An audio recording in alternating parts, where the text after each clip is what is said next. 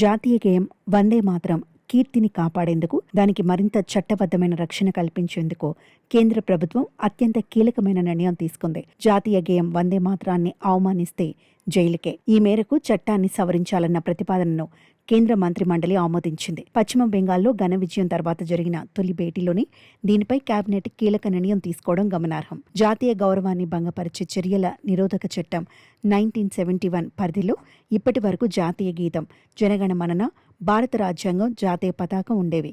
జనగణమనను పాడకుండా కావాలని అడ్డుకున్న, ఒకచోట చేరి ఆ గీతం పాడుతున్న సమూహంలో అలజడి రేపడానికి ప్రయత్నించిన చట్టరీత్యా శిక్షార్హ నేరంగా పరిగణించడం జరుగుతుందని చట్టంలోని 3వ సెక్షన్ స్పష్టం చేస్తోంది.